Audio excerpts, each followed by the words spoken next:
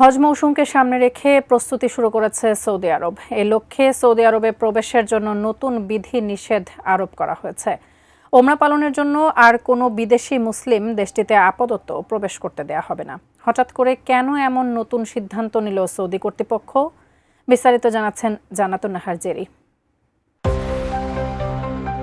পবিত্র হজ উপলক্ষে সৌদি আরবের পবিত্র মক্কানগরী প্রবেশে নতুন বিধিনিষেধ আরোপ করা হয়েছে। দেশটির সরকারের জারি করা নির্দেশনা অনুযায়ী হজ পারমিট ছাড়া কোনো ব্যক্তি মক্কায় প্রবেশ অথবা অবস্থান করতে পারবেন না। ওমরা পালনেও দেওয়া হয়েছে আপাতত নিষেধাজ্ঞা।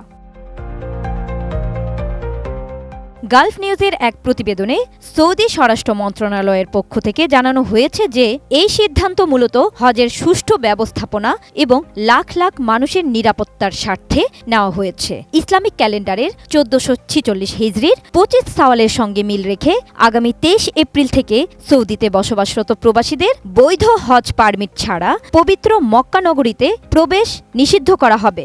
হজ সম্পন্ন না হওয়া পর্যন্ত এই নিষেধাজ্ঞা বলবৎ থাকবে।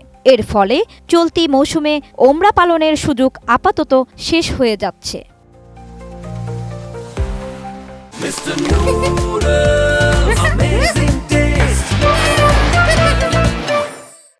সৌদি সরকার প্রতি বছর হজের আগে নির্দিষ্ট সময় থেকে ওমরা কার্যক্রম সাময়িকভাবে স্থগিত রাখে, কারণ হজ বিশ্বের অন্যতম বৃহৎ ধর্মীয় জমায়েত।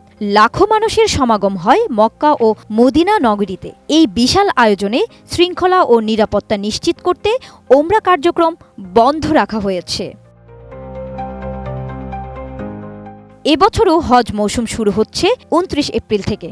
সে অনুযায়ী ওমরা যাত্রীদের সৌদি আরব ত্যাগ করার সর্বশেষ সময় নির্ধারণ করা হয়েছে 29 এপ্রিল। এই সময়ের পর সৌদিতে অবস্থান করলে তা ভিসা আইন ও ধর্মীয় কার্যক্রম সংক্রান্ত নিয়ম ভঙ্গ হিসেবে বিবেচিত হবে। 29 এপ্রিল থেকে সৌদি আরবের নাগরিক, জিসিসিভুক্ত দেশগুলোর নাগরিক, বাসিন্দা এবং দর্শনার্থীদের জন্য নুসুক প্ল্যাটফর্মের মাধ্যমে ওমরা পারমিট জারির কার্যক্রম অস্থায়ীভাবে বন্ধ রাখার ঘোষণা দিয়েছে দেশটির স্বরাষ্ট্র মন্ত্রণালয়। ওমরা পারমিট স্থগিতাদেশ আগামী 10 জুন পর্যন্ত কার্যকর থাকবে।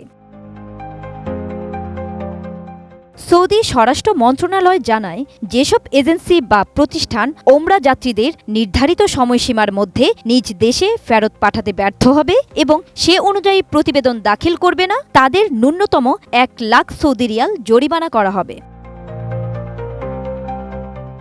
জান্নাতুন Nahar Jerry, desk report, ATN news.